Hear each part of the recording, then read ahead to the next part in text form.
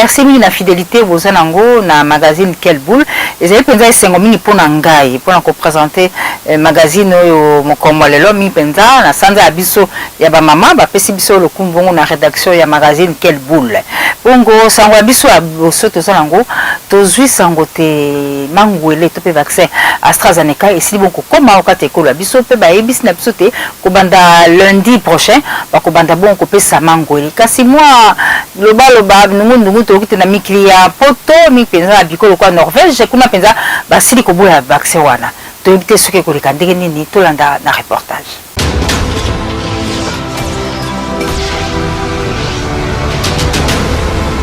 Gouvernement ya République démocratique du Congo à travers communiqué signé par Eteni Longondo, ministre de la Santé, lancement ya campagne ya vaccination pour lutter contre Covid-19 et kobanda bongo mokolo lundi 15 mars oyo. Selon ba source misusu, ba informé biso que na République démocratique du Congo lo ya ba vaccin liboso oyo komi awa kombo na yango AstraZeneca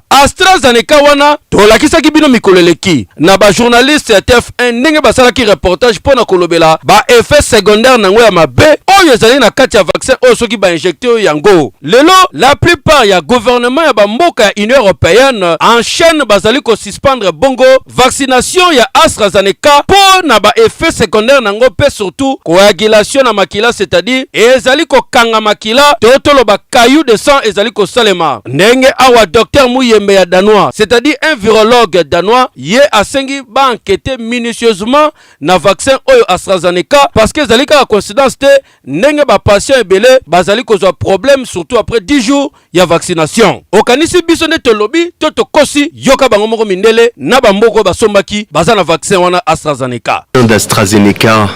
retiré en Italie, en Autriche et dans 4 autres pays européens. Par mesure de précaution, la Norvège, l'Islande et le Danemark sont allés plus loin ce jeudi. Son utilisation est totalement suspendue jusqu'à nouvel ordre. Il y a toujours un risque avec les vaccins, même si les choses se passent bien au Danemark.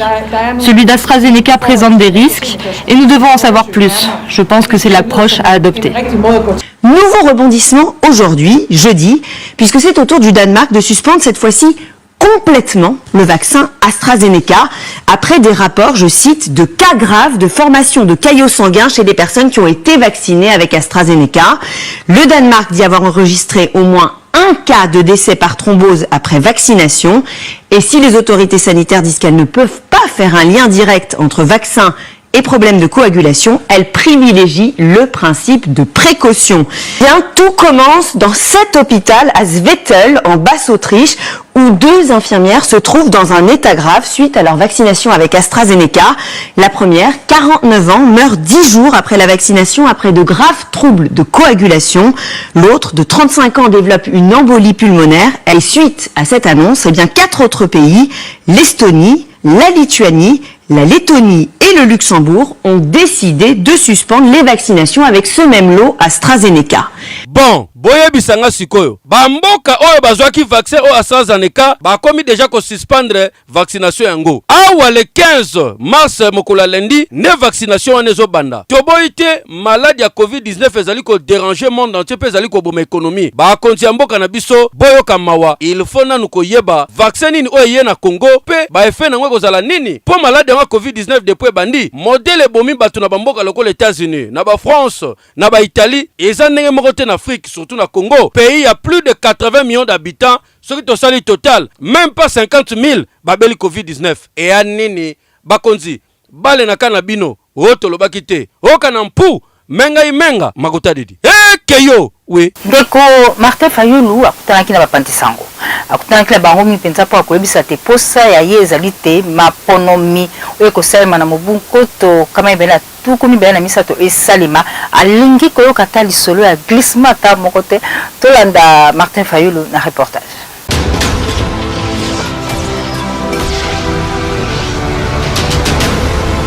Martin Fayulu Madidi, après avoir kolongola Jean-Pierre Bemba na Moïse Katumbi, a bêti lisusu liboko na mesa, mais cette fois-ci à mettre à garde batu nyonso oyo bazali déjà kobeta lisolo ya élection na couloir, c'est-à-dire glissement programmé à travers recensement oyo bazali déjà koloba na minoko na bango que sans recensement élection jamais koki kosalama. Et que le gouvernement qui va, ou les institutions qui vont venir là, dès qu'ils se mettent là, le premier jour, on s'organise pour commencer le recensement. Donc on commence par la formation, le matériel, les experts et tout ça, et la sécurité du pays. Parce que la première mission, c'est la sécurisation du pays. Parce qu'on doit se dire, dans quel environnement de confiance, est-ce que c'est un environnement de confiance ou d'affrontement que nous allons faire les élections? Est-ce que dans un environnement de cohésion nationale que nous allons faire les élections? Donc on ne peut pas, comme on a fait au Tchad, qu'une grande partie de la population ne va pas aux élections. Et tout ça, on ne peut pas accepter ça. Nous sommes d'accord sur cette idée de recensement parce que nous voulons avoir un état de droit, mais je pense que le préalable pour cet état de droit, comme il est dit dans notre constitution, c'est d'abord les institutions légitimes, avec les animateurs légitimes, et corriger tout ce que nous devons corriger le plus rapidement possible. Tala, politique ya RDC, en tout cas il faut que lukele yango kombo. Tangu population zo souffrir, ba politiciens déjà babandi bataille na bango pona ko yoka discours ya Martin Fayulu ezola ki sa déjà que ba préparatif ya élection en 2023 déjà bandi. Que yo Honorable sénateur Joseph Kabila Kabange Oeleko azara kokamba ekolo ya biso Congo démocratique tombola mongongo po akobisa te soki mobulu na pe mikakatano mizali kosalema obituka bibiso mi monyela ekolo ezali mpenza mokumba ya lingoma tobengi bongo ADF nalu bato bandimaka ete kasi tala lelo bakonzi to pe bakambi ya département d'état mokili mwa Amerika bapesi elonga na maloba ya kamataki eleki mwa mikolo tolanda.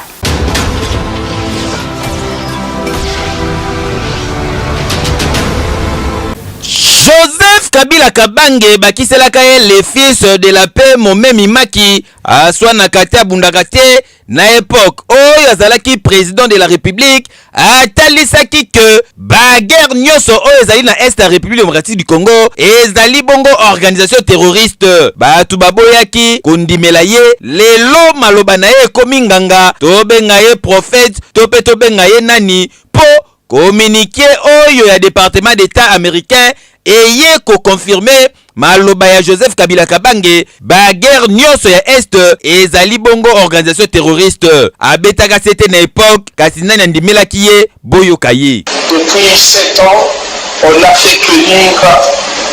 à la MONUSCO. Les ADF est un mouvement terroriste. Non,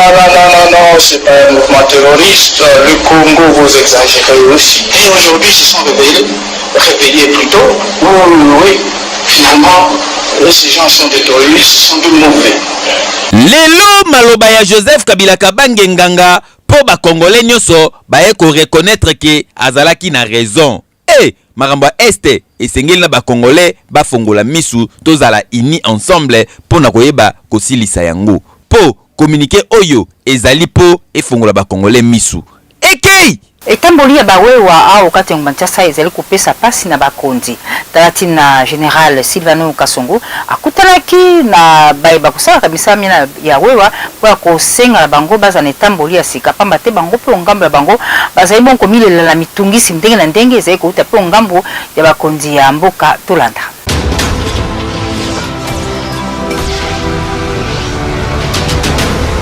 Toujours prêt pour nous maintenir ordre public dans la ville-province à Kinshasa, Général Silvano Kasongo, commissaire provincial de la ville-province à Kinshasa, toujours au four et au moulin pour nous maintenir ordre public et dans la troublette dans la ville-province à Kinshasa. À la Mukina Tongo, yeyo nakata commissariat à Taliboye, à Kotakata Mutuka, Abimi. Destination Nzela zali ko kenebongo hôtel de ville, à Komakata Komi, à Zuiba honneur militaire, à Kotinakata salle. Kokota koti akuti ba komanda ya basiat nyonso ya la police ya ville province ya Kinshasa ba komanda susiat asangisi bango bavande sika moko botu nanga ba o bazan tennis civil wana banani ezali bongo association ya bawewa nyonso ya ville province ya Kinshasa, o association Songolo, o association Pakala, bango nyonso ba président ya ba moteur to pe ya bato basalaka ba taxi moto na ville province ya Kinshasa. Silvano Kasongo général avandi aye asolana bango fara ba beta kati sur makambu nyonso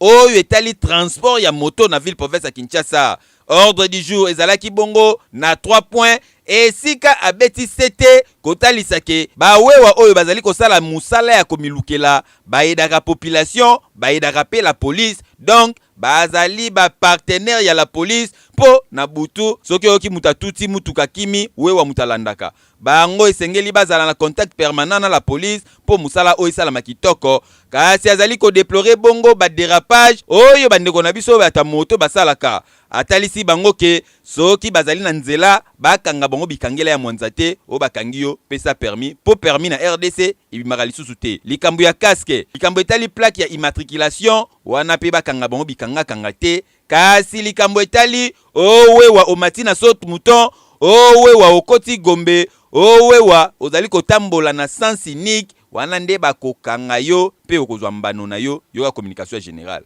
makamba permis de conduire te makamba plaque te makamba casque te je suis aussi content que ma mesure wana bakosio wana te oyo bakokanga ye kaka mpona 1 makambo ya sens contraire 2 gombe 3 saut de mouton 4 accident 5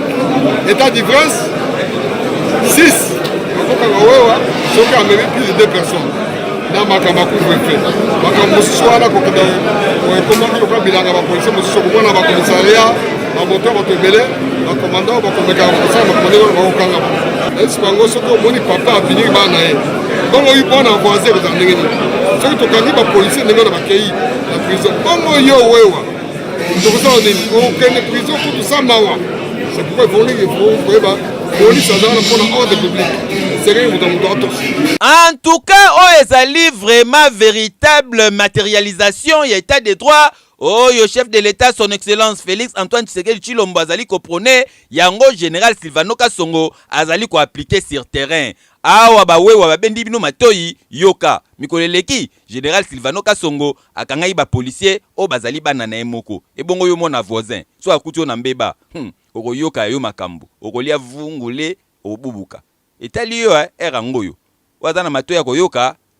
ekei tokesika na district ya Lukunga mi penza na commune ya Ngalema kuna bana mboka bazali komilela mi penza po abuzangi babalabala ya malonga yesenge po abango kotambola tolanda reportage.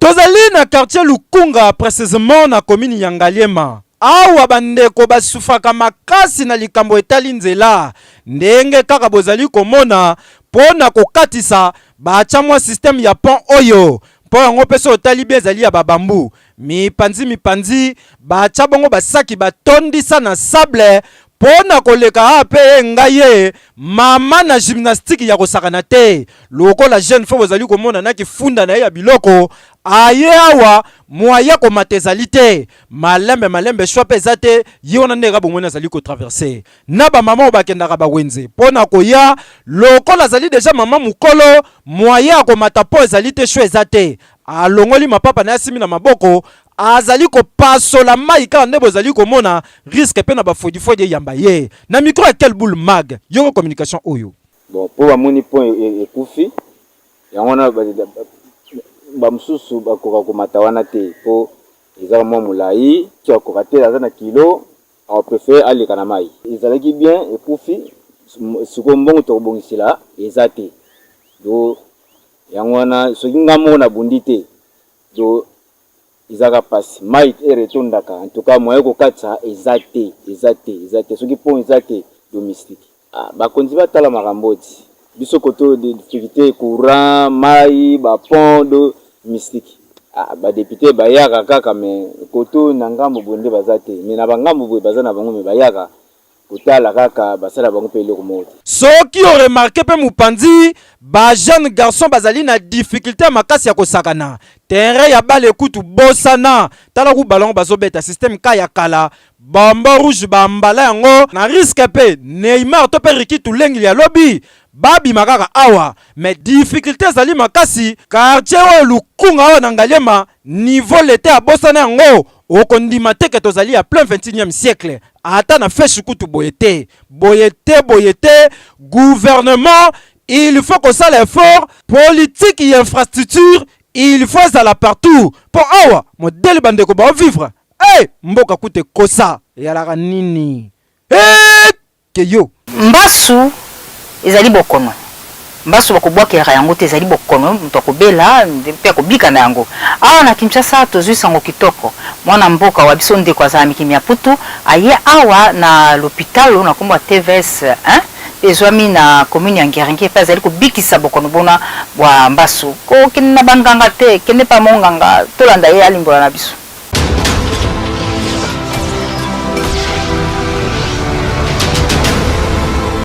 Donc bapota biso na TVC médical to créa hôpital ba spécialisé en soins des plaies. Ça veut dire ce que vous voyez pas na biso tozana ba produit o utaka poto auto utiliser ala mikila poto ba machine auto utiliser ala ba TPN ba traitement à pression négative ceux qui docteur tate tena équipe nae ba sali diagnostic ba traiter cause na ko rappeler les sous-souké ba mbasu mingi o ebimaka bato na Kinshasa ou bien na mikili ebele ezalaka souvent lié à ba problème ba tuyau. Donc il faut d'abord eloko liboso ya ko connaître cause ceux qui cause eza connu. Peu importe origine à pota, na TVC médical tokozwango en charge, tokosala nini, tokotala modèle à pota ndenge ezaleli, tokotia ba machine, ba traitement adapté par rapport à ba pota na bino wana, tosala ba greffe na ba machine oza sophistiqué à la pointe comme na poto. En dehors de pota, toza sous na ba bilan tosala rapport na ke mutu a récidivé te, tokolandela makamnyo so d'abord ko traiter, tosala diagnostic, toko traiter ba cause et puis tu reçois en charge ba pota na ndenge sengeli. Donc ce que na mutu o abela ba pota ezo kaukate ezo silate ezo tangamai bazo tchaka ba bandage bongo bandindi boke n'est pas ba tradi praticien te po pota normalement bo mara mutu te et lo que bo mara mutu na pota ezalaka infection ceux qui bazo soigner pota bien te na mona ba vidéo bi batinde la ranga o mona bazo sala pota na ba gant à salité ya ba bidon à salité ba tradi praticien ba kosimba na ba église ba kotia mafuta biloko nyonso wana esalaka ke microbe ekotonda mutu na nzoto et puis mutu asali nini akomi kobenga la septicémie et puis bato babela ba mbasu o ezala ba mbasu vasculaire basalaka pe ba problème ba thrombose o esalaka ke soki to traiter yango te ata o soigner pota ndengo lingi pote ko kauka te et puis esalaka ba thrombose wana esalaka nini ke likolo vimbi au moins la pe mutu asali embolie pulmonaire akufi. Donc c'est important lelo na Kinshasa soki mutu azana pota ezana nelongi ezana libele ezana liso ezana likolo bon memaye na TVC médical na 77 avenue Kenge entre Asosa et Chaba na commune Ngiringiri wana ndi bakopesa bino solution na batali bapota na bino. Merci beaucoup pour l'attention na bino. Na sanza ya ba mama toko pesa lukumu na ba mama bakosala kamimbongo ndenge na ndenge bongo tozane bongo na mama moko mama Moseka ye akosala kaka mbongo ya ti ateka kaka ti na bomo moye bongo rédaction ya Quel Boule magazine et mon malamu kukutana na mama Moseka tolanda.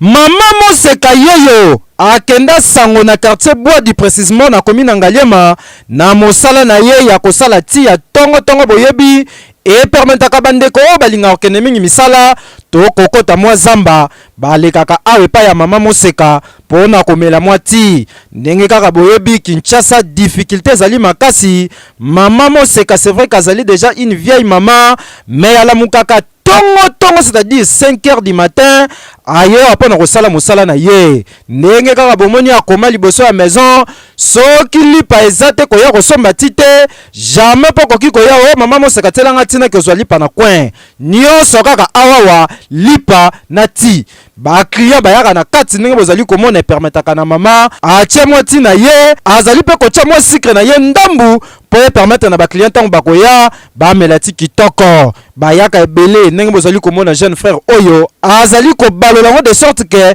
sucre koka kitoko amelati na ye pe kitoko pour asala mosala na ye malamu na micro ya quel boule mag yoko communication oyo na lamba kama ya ti na te ya mapa sikoyo ni maya ti na ngai po mela ngo po so meli pakaka na mesa oyo po maya ti ebomaka mbongo osombi mai osombi koni osombi tinano ya poussière osombi bulukutu to sinda ona tiaka na kati ya ti wana yango na liango te kati ya pamba te na te ya kati na mapa mutakoti na kati ameli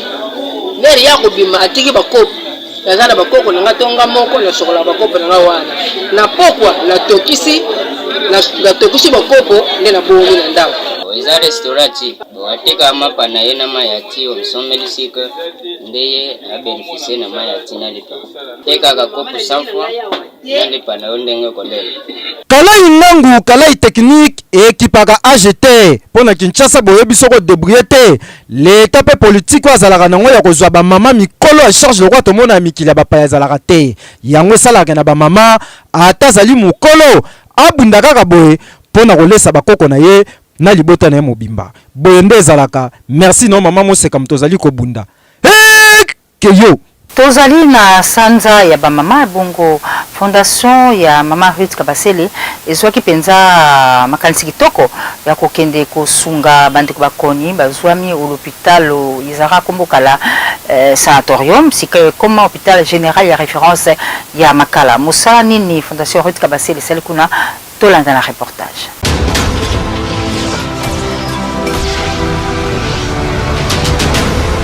Kosunga ezali éducation kopesa to pe kokaba ezali bongo don oyo nzambe apesa repa ya mutu oyo ya lingi yango wana mama Rite Sengi Kabasele mwasi ya kitoko ndenge kaka kitoko na ezali ndenge pe motema na ezalaka atikala simate azali toujours wana pona ko assister batu bakelela batu bazanga na occasion ya commémoration ya journée internationale ya droit ya ba mama nde akendaki bongo na ba hôpital pona kosunga ba mama oyo bazali na difficulté ya facture botala lokola awa tozali bongo na hôpital général de référence ya Makala ex sanatorium esika mama Rite akoti ba mama bazwi sai bayoki mtema ya kokita po bayebi mosungi na bango aye ayaki maboko pamba te ayaki na mbongo pona kofuta ba facture bokanisi esili ten mapute bimi ba mama basepeli bayembi kembozana yoka communication na bango nzamba bakisa oyo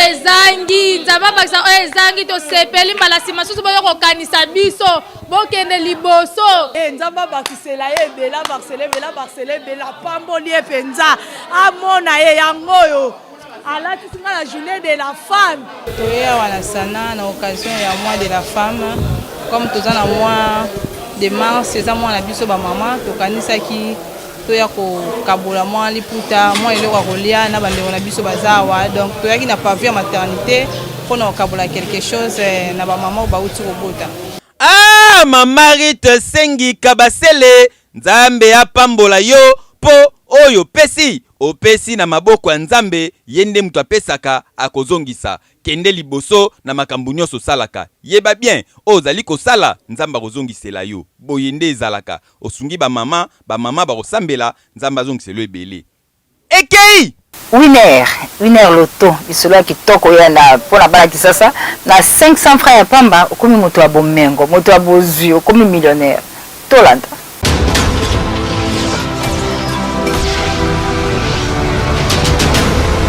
Winner.bet présente Winner Loto. Bonsoir à tous, j'ai juste une question à vous poser. Et si vous devenez millionnaire ou milliardaire ce soir, que ferez-vous avec cet argent? Regardez ce que je vous apporte ce soir, c'est un merveilleux jackpot. Le montant est estimé à 228 500 000 francs congolais, mais vous jouez aussi pour 1 milliard de francs congolais, notre super jackpot. De quoi permettre à l'heureux gagnant de cette très belle soirée, s'il y aura, de vivre l'avenir avec sérénité en choisissant 5 bons numéros sur vos tickets et vous ajoutez à cela les numéros de la Super Bowl pour espérer gagner peut-être ce soir la cagnotte. Alors si vous êtes prêts pour les tirages, moi je vous dis déjà bonne chance aussi pour la suite. Mesdames et messieurs, vous connaissez la règle, ce tirage se déroule sous l'œil vigilant d'un huissier de justice, des officiels à Winner Lotto, mais aussi d'un public témoin. Nous accueillons avec bonheur les 41 comme notre tout premier numéro. Alors dès que notre numéro sera-t-il suivi, regardez les 17 et donc notre deuxième numéro. Mesdames et messieurs, on achemine cette fois-ci avec les 11 comme notre troisième numéro. Vous pouvez déjà vérifier votre ticket alors qu'on avance pour accueillir cette fois-ci les 22 comme notre quatrième numéro de 128 500 000 francs congolais. C'est le jackpot de cette très belle soirée. Regardez, le 9 est déjà là. C'est notre cinquième numéro pour cette très belle soirée. Et il ne nous reste plus que la Super Bowl pour cette soirée, mesdames et messieurs. Le numéro n'est rien d'autre que le 23. Mesdames et messieurs, je récapitule si votre ticket fallait nécessairement trouver les 41, les 17, les 11, les 22, les 9, mais aussi les 23 qui est donc le numéro de la Super Bowl. Avez-vous trouvé cela depuis la maison? Si oui, moi je vous dis félicitations. Sinon, retrouvez Irsil Jibikila les mardis prochains pour un autre tirage. Prenez soin de vous. Au revoir. Winner Lotto! Le prochain tirage est pour ce mardi. Au sommet déjà ticket na yo. Vini wana boso beta. Winner. Microbos ikongwa soso ezali kotekama na Unikine kuna na ngomba kuna bandeko bele pa bozangi makoki ba mipesi mpenza na kosomba pe kolia microbos to pe bikongwa soso wana tolanda.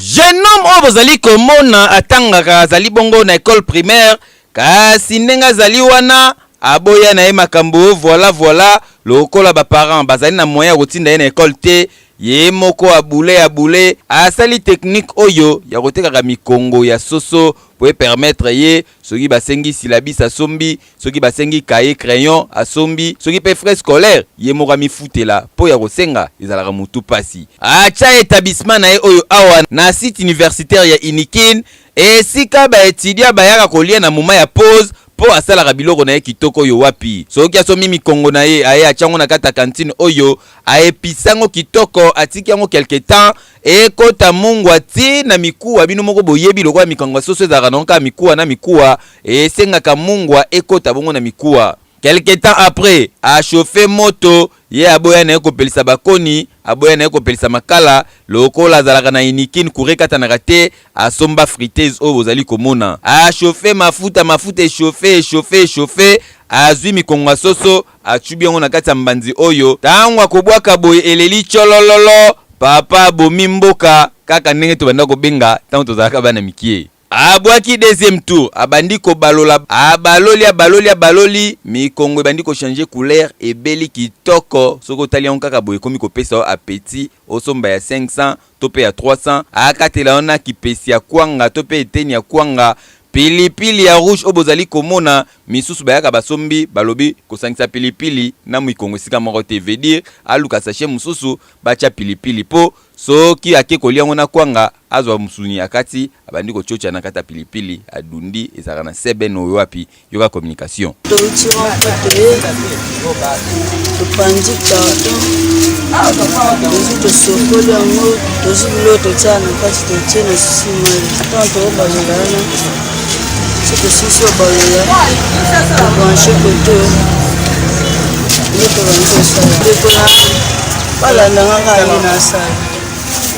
toboyo senga toboyo te mwana ana lawo yango na ya kolibara mwa mokeo na isuna koko mutu akosunga nde yeyo azali na volontaire kokende classe kasi lokola ba moyen ezali te azomi lukela kaka na mwa mesa oyo bozali komona mwa bakwanga mwa mikongo yo ovandika na ndako olobaka o bapara bambonga minerval otinanga na classe te eza manka volonté tala mwa no vraiment so ebo pesi ebele seke na classe azaka pe mayele surtout classe oyo mo mifuteli ba otindo ta 6 heures de la muki misokoleli yo wano bandi okende ana pipo ekei artiste John Mbaki tobengaka ye peintre bio ye amipesi mpenza na mosala na ye mpe magazine Quelle boule bakende kokutana na ye mpo kotala ndenge asalaka mosala na ye tolanda John Mbaki artiste bio.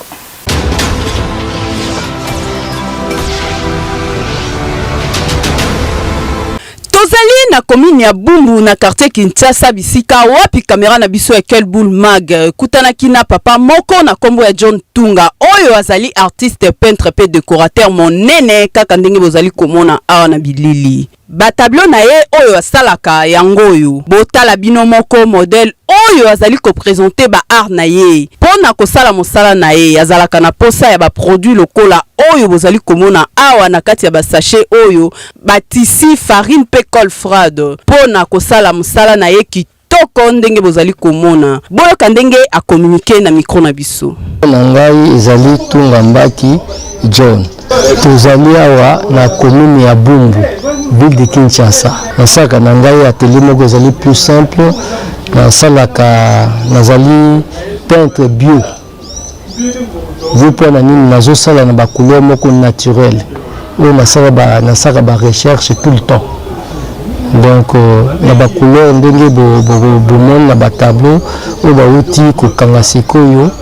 ezokolakisa ndenge nasalelaka